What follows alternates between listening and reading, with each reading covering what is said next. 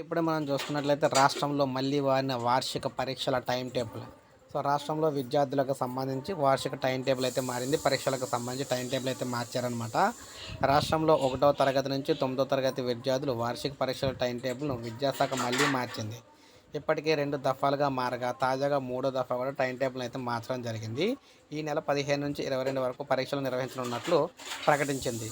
ప్రతిరోజు ఉదయం 9 గంటల నుంచి 11:30 గంటలకు అంటే 11:30 వరకు కూడా 1 నుంచి 7వ తరగతి పరీక్షలైతే ఉంటాయని, 9 నుండి మనకి 11:45 గంటల వరకు కూడా 8వ తరగతి, అదేవిధంగా 9 నుండి 12 గంటల వరకు కూడా 9వ తరగతి పరీక్షలు ఉంటాయని కూడా వెల్లడించింది. పరీక్షల షెడ్యూల్ గందరగోళంగా ఉందని, పరీక్షలు ముగిసిన తర్వాత రోజునే ఫలితాలు ఇవ్వటం ఎలా సాధ్యమని రాష్ట్ర గెజిటెడ్ ప్రధానోపాధ్యాయుల సంఘం అధ్యక్షులు రాజభాను అయితే చంద్రప్రకాష్ గారు అయితే ప్రశ్నించారన్నమాట. సో, ఇదే విధంగా టైం టేబుల్ అయితే మారింది. సో, 15వ తారీఖు నుంచి మనకి 22 వరకు పరీక్షలు అయితే ఉండబోతున్నాయి. సో, ఇది మనకి లేటెస్ట్ అప్డేటు తెలంగాణ వ్యాప్తంగాను. ఒక లైక్ చేయండి, సబ్స్క్రైబ్ చేసుకోకపోతే మన ఛానల్ సబ్స్క్రైబ్ చేసుకొని ఫాలో అవుతుంది.